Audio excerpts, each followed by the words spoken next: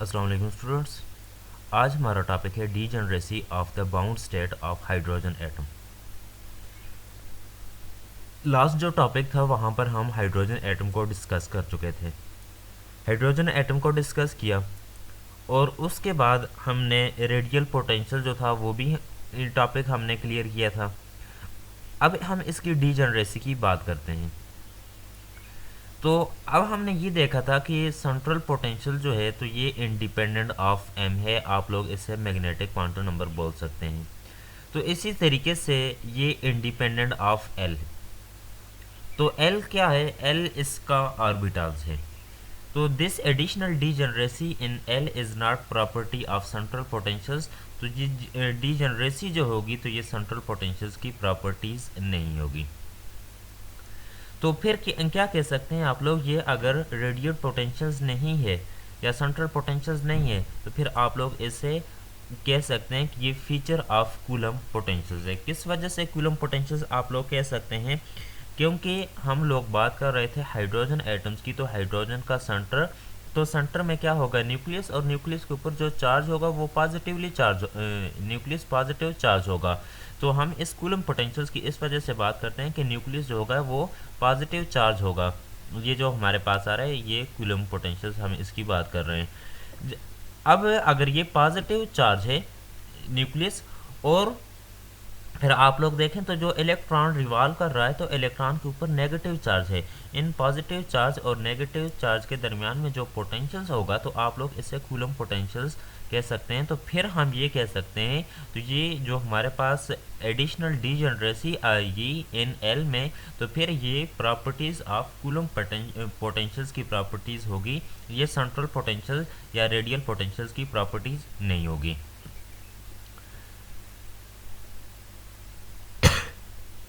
और फिर हम ये कहते हैं कि सेंट्रल पोटेंशियल्स में एनर्जी जो है ये डिपेंड कर रही होती है टू क्वांटम नंबर के ऊपर। फर्स्ट वन जो होगा ये रेडियल क्वांटम नंबर, जिसे आप लोग एन से रिप्रेजेंट करते हैं, एंड अदर इज ऑर्बिटल जिसे एल से रिप्रेजेंट करेंगे। तो अब एनर्जी जो होगी हाइड्रोजन एटम में, तो ये एमसीक्यूज ऐसे हो सकता है कि एनर्जी डिपेंड्स ऑन, तो आगे ये लिखा होगा कि जस्ट रेडियल के ऊपर होगी या एल के ऊपर होगी। तो आप लोग ऐसे लिखेंगे कि ये डिपेंड करेगी रेडियल क्वांटम नंबर के ऊपर भी, और उसके साथ साथ ये ऑर्बिटल क्वांटम नंबर के ऊपर डिपेंड करेगी। तो यहाँ पर ये आप लोगों के पास ई एन जो आ रहा है, ई एन एल, तो इसका मतलब ये है कि ये डिपेंड कर रही है energy on radial quantum number और ऑर्बिटल क्वांटम नंबर के ऊपर डिपेंड कर रही है। और हमारे पास जो टोटल क्वांटम नंबर आएंगे तो उन टोटल क्वांटम नंबर में हम ज़ीरो को इंक्लूड नहीं करेंगे। तो टोटल क्वांटम नंबर जितने भी होंगे तो वो नॉन ज़ीरो वैल्यू उसमें आएगी। अब और क्वांटम नंबर जो एल होगा, तो क्वांटम नंबर एल स्टार्ट कहाँ से होगा? ये हम एन की बात कर रहे थे, तो एन स्टार्ट फ्रॉम 1 2 3। किस वजह से? अगर हम एन को 1 पोर्ट 0 पोर्ट करते हैं तो क्योंकि एक सबसे कम जो ऑर्बिट होंगे n इज़ इक्वल टू 1 होना चाहिए, तो n इज़ इक्वल टू 0 नहीं हो सकता। तो इस वजह से ये हम स्टार्ट करते हैं। तो इसका ऑर्बिटल्स कहाँ से स्टार्ट होगा? इसका ऑर्बिटल स्टार्ट होगा क्वांटम नंबर ये 0 टू n-1 तक ये स्टार्ट करेगा। और कहाँ तक? For each l and m। अब हम दोनों की बात कर रहे हैं, l के लिए और m के लिए। Can take 2l+1 value. इसका मतलब क्या है? इसका मतलब ये है कि अगर हमारे पास L की वैल्यू 2 है, लेट्स L की वैल्यू 0 है, 0 पुट किया तो ये हमारे पास 1 आ जाएगा। L की वैल्यू अगर हम 1 पुट करते हैं तो 1 इंटू 2 2 प्लस 1, तो ये क्या आ जाएगा 3। अब जो हमारे पास वैल्यू आएगी तो कौन सी आएगी? एक हमारे पास -1 1 और 0, ये 3 वैल्यू आएगी। तो अब इसका मतलब ये देखें ना, m is equal to -l, l+1, l-1, तो इससे हमारे पास 3 वैल्यू आएंगी। The degeneracy of state n, जो हमारे पास फाइनल स्टेट आएगी, तो उसे हम ऐसे कह सकते हैं, ये डीजेनरेसी जो होगी, ये वाली जो इक्वेशंस आ रही है लास्ट, तो ये इक्वेशंस रिप्रेजेंट कर रही है किसको? डीजेनरेसी को रिप्रेजेंट कर रही है। आप लोगों ने डीजेनरेसी अगर फाइंड करनी है तो यहाँ पर एल की वैल्यू पुट कर लें। तो एल जब आप लोग पुट करेंगे, 7 कंडीशन स्टार्ट करेंगे कि L start from 0 to n-1। तो जब एल आप लोग 1 पुट करेंगे तो आप लोगों के पास यहाँ पर वैल्यू आ जाएगी। यही जो कुछ हमने ऊपर ये डिस्कस किया है, तो इसको हम यहाँ पर एक एक करके देखते हैं कि इसको रिमार्क्स में हमारे पास क्या आएगा।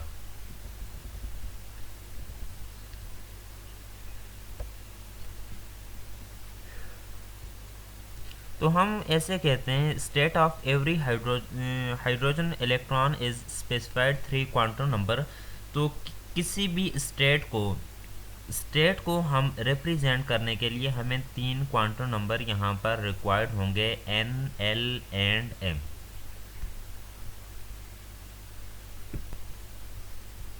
अब ये जो n होगा तो इस n को आप लोग बोलेंगे कि ये principal quantum number, l orbital quantum number और m रिप्रेजेंट करेगा मैग्नेटिक क्वांटम नंबर को।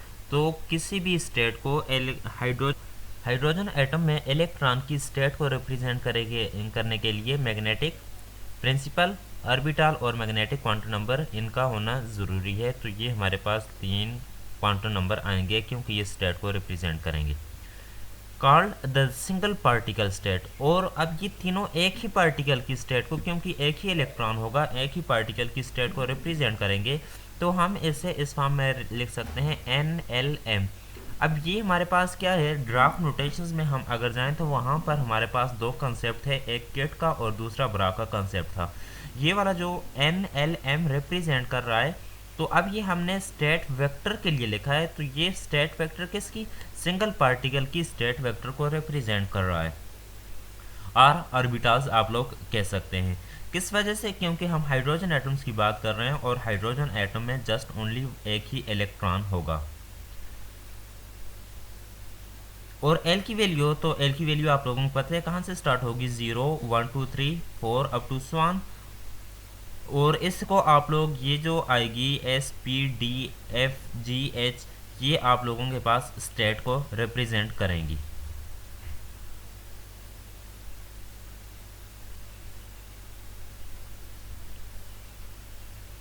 और ये किसके लिए हम यूज़ करते हैं, SPDF, ये किसके लिए यूज़ करते हैं, ये हम यूज़ करते हैं लेबलिंग के लिए।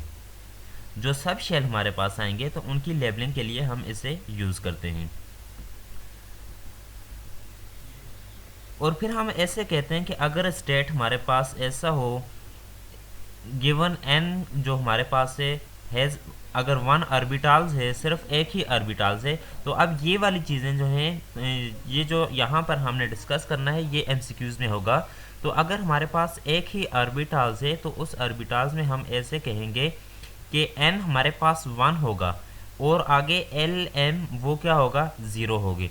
और अगर p स्टेट हैज़ 3 ऑर्बिटल्स, तो अब 3, ये देखें इसमें एक ही हमारे पास है, अब 3 ऑर्बिटल्स होंगे n, 1, m। तो इसमें कितने ऑर्बिटल्स, 3 ऑर्बिटल्स होंगे। किस वजह से, यहाँ से हम पुट करें n, l को हमने पुट किया तो 2l+1, तो 2 जो लास्ट में फार्मूला था 2l+1, यहाँ पर हमने ऐसे, ये फार्मूला हमारे पास था 2l+1।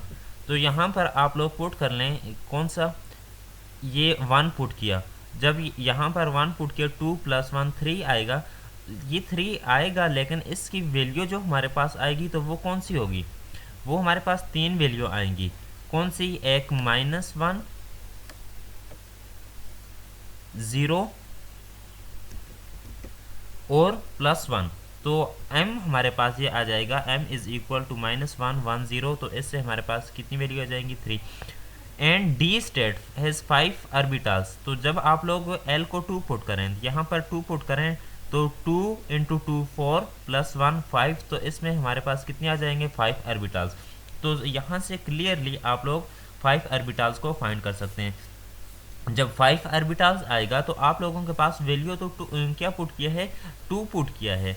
तो ये आप लोगों के पास ऐसे बन जाएगा, 2 आया है तो इसको आप लोग ये लिख सकते हैं प्लस और माइनस। तो आप लोगों के पास कितनी वैल्यू है, ये 5।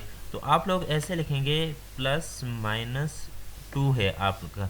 तो अब इसे ऐसे लिखेंगे +-2 है, -2 से स्टार्ट करेंगे और +2 तक जाएंगे। तो -2 से स्टार्ट किया, ये देखें -2 से स्टार्ट किया, -2 -1 0 1 2, और ये जो वैल्यू अब हमारे पास कितनी बन रही है, 5। तो इससे हमें 5 ऑर्बिटल्स मिले हैं। और इसी तरीके से अगर आप लोग 3 पुट करें तो 3 से आपके पास 7 ऑर्बिटल्स आएंगे। अगर आप यहाँ पर बात करें इसकी स्पिन की, तो इसकी जो स्पिन है कौन सी, if you take spin of the electron, तो अब हमें पता है कि स्पिन कितनी होगी, 2, एक अप स्पिन होगी और दूसरी डाउन स्पिन होगी। तो प्रिंसिपल क्वांटम नंबर और ऑर्बिटल्स क्वांटम नंबर, यहाँ पर हमें स्पिन नहीं रिक्वायर्ड होती, जस्ट ये हमारे पास इंटीजर की फॉर्म में होते हैं। लेकिन मैग्नेटिक क्वांटम नंबर, वहाँ पर हम मैग्नेटिक ऑर्बिटल्स क्वांटम नंबर, और इसमें हम दूसरा जो होगा मैग्नेटिक स्पिन, तो जस्ट इसे आप ms या सिर्फ s से रिप्रेजेंट कर सकते हैं। तो अब ये जो ms जो होगी, तो ये 2 होगी, एक अप स्पिन होगी और दूसरी कौन सी होगी, डाउन स्पिन होगी। तो इसमें आप लोग ऐसे कह सकते हैं, hints the complete wave functions of the hydrogen must be the product of the space part of the orbitals. तो अब ये हमारे पास क्या है, ये साई जो है ये रिप्रेजेंट कर रहा है, ये वाले जो फर्स्ट आ रहा है ये रिप्रेजेंट कर रहा है किसे, वेव फंक्शंस को रिप्रेजेंट कर रहा है। और आर इसके साथ दूसरी जो टर्म है कौन सी, ये वाली जिसे रेड लाइन से मैं रिप्रेजेंट करता हूँ, ये आर थीटा फाई। तो ये हमारे पास रेडियल कंपोनेंट को रिप्रेजेंट कर रहा है। तो अब इसको कम्प्लीटली अगर लिखें, तो जैसे हम श्रोडिंगर वेव इक्वेशंस लिखते थे कि हम साई को अप्लाई करते थे एनर्जी के ऊपर, इसके या एच को अप्लाई करते थे, H psi is equal to E psi, H operator था उसको फंक्शन।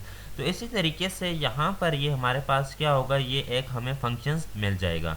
अब ये जो फंक्शंस हमें मिल रहा है, तो इसमें हमें 2 चीज़ें मिलेंगी। मैग्नेटिक स्पिन में एक 1/2 और ms, इसको हम इस तरीके से लिख सकते हैं।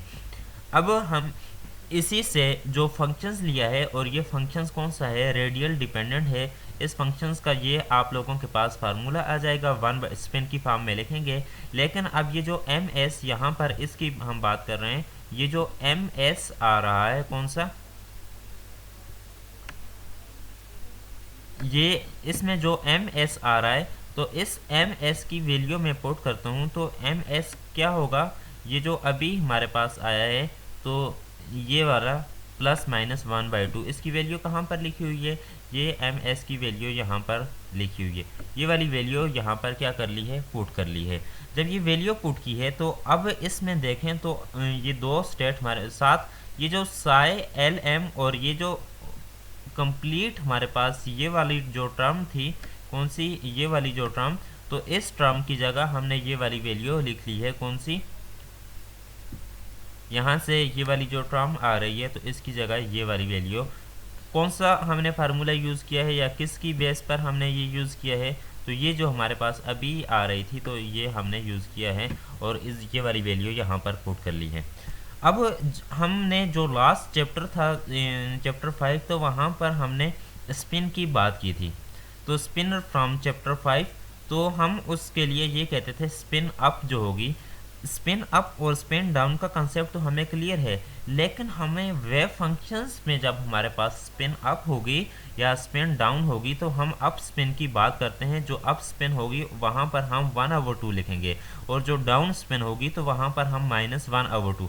अप स्पिन और डाउन स्पिन दोनों जो होगी, तो ये रेडियल डिपेंडेंट होगी, तो इस वजह से हम इसके साथ r लिखेंगे। अगर हमारे पास ये अप स्पिन है, तो इसी फार्मूले में ये प्लस वाली टर्म लिखेंगे, और अगर डाउन स्पिन है तो उसके साथ हम ये माइनस इंट्रोड्यूस कर लेंगे। तो अब ये है साई nl और ml, तो ये हमारे पास वही 3 स्टेट हैं, ये वही 3 स्टेट हैं। ये जो स्पिन आ रही थी, इसके ये जो ms है, ये देखें यहाँ पर ये जो एम एस है, एम एस की जगह पर हमने यहाँ पर इसका ये फंक्शन 1 0 है। अगर हम इसे 0 1 लिखेंगे, ये हम यहाँ पर प्रूफ नहीं करेंगे, डायरेक्ट लिखेंगे। अगर ऐसे 1 0 की फॉर्म में आ जाए तो फिर ये आप लोगों के पास अप स्पिन का वेव फंक्शंस, और अगर ये 0 1 की फॉर्म में आए तो ये कौन सा होगा, डाउन स्पिन। अब आप लोगों ने ये करना है कि ये जो बाहर वेव फंक्शन है इसको इसके साथ मल्टीप्लाई कर लें और इसको इसके साथ मल्टीप्लाई कर लें। जब इसके साथ मल्टीप्लाई करेंगे ऊपर आपके पास फर्स्ट एलिमेंट जो होगा ये, अगर आपके पास साई और सेकंड एलिमेंट 0 आ रहा है तो ये अप स्पिन होगी, और अगर ऐसा हो कि ये वाला 0 हो फर्स्ट वाला और सेकंड 0 ना हो तो ये डाउन स्पिन को रिप्रेजेंट कर रहा है। तो अब आप लोगों ने ये करनी है spin up and spin down ground state के लिए। तो स्टूडेंट्स ये जो साई 1 0 0 इसकी वैल्यू आप लोग ऐसे कर लें, जो प्रीवियस टॉपिक है वहाँ पर हमने ये वाली वैल्यू फाइंड की हुई है। तो साई 1 0 0 की वैल्यू, तो साई 1 0 0 की वैल्यू इसी तरीके से यहाँ पर बाहर आप लोगों ने साई 1 0 की वैल्यू लिखनी है, वो वाली वैल्यू यहाँ पर आप लोगों ने पुट करनी है। अब ये वाली जो इक्वेशंस आ रही है 6.175, ये दो इक्वेशन जो हैं तो ये दोनों इक्वेशंस रिप्रेजेंट कर रही हैं ग्राउंड स्टेट वेव फंक्शंस को। अब ये वाले जो फर्स्ट है ऐसे हमें नहीं, अगर साथ 1/2 नहीं दिया हुआ, जस्ट ऐसे दिया हुआ है, तो फिर आप लोगों को पता होना चाहिए कि ये अगर फर्स्ट जो है ये 0 नहीं है तो ये कौन सा होगा, स्पिन अप होगा, और दूसरा कौन सा होगा, ये वाला अगर ये 0 है तो स्पिन डाउन होगा। फिर उसके बाद आप लोग ये कह सकते हैं when spin is included degeneracy of hydrogen energy level. तो अब जब स्पिन के केस में डीजनरेसी अपीयर हो जाए तो आप लोगों ने प्रीवियसली लास्ट में ये देखें कि जो अभी हमने फार्मूला पढ़ा था डीजनरेसी के लिए तो सिंपली n स्क्वायर आ रहा था, लेकिन जब आप लोगों के पास 2n स्क्वायर आ जाए, किस वजह से, क्योंकि स्पिन आपके पास प्लस और माइनस होगी, दो स्पिन आप लोगों के पास आएंगी। तो उसके साथ लेट्स सपोज आपके पास 2n स्क्वायर 8 आ रहा था, तो अब यहाँ पर क्या हो जाएगा, उसे 2 से मल्टीप्लाई करें 16, तो उस 8 प्लस होंगी और 8 डाउन स्पिन होंगी। तो इस वजह से हम डीजनरेसी को इस तरीके से रिप्रेजेंट कर रहे हैं। तो ये इक्वेशन 6.177 जो होगी ये रिप्रेजेंट कर रही है डीजनरेसी फॉर किसके लिए, स्पिन के लिए। तो अब आप लोग ऐसे लिख सकते हैं ground state of hydrogen is doubly degenerate since psi 1 0 0 1/2 r and psi 1 0 0 minus 1/2 r correspond to same energy. अब ये सेम स्टेट में जस्ट डिफरेंस क्या है, इनकी स्पिन का डिफरेंस है लेकिन इनकी स्टेट सेम है। तो यहाँ से एक चीज़ हमें पता चली कि इनकी एनर्जी जो होगी एक ही स्टेट में, चाहे वो स्पिन अप हो या स्पिन डाउन हो, तो चाहे स्पिन अप हो या स्पिन डाउन हो तो दोनों केसेस में एनर्जी क्या होगी, एनर्जी सेम होगी। तो ये फर्स्ट में हमारे पास फर्स्ट एक्साइटेड स्टेट में -13.6 इलेक्ट्रॉन वोल्ट इतनी एनर्जी होगी। और फिर आप लोग ऐसे कहेंगे similarly first excited state 8 fold degenerate, तो उसमें कितने आ जाएंगे डीजनरेट कितने, क्यों, यहाँ पर ये 2n स्क्वायर लिखा हुआ था।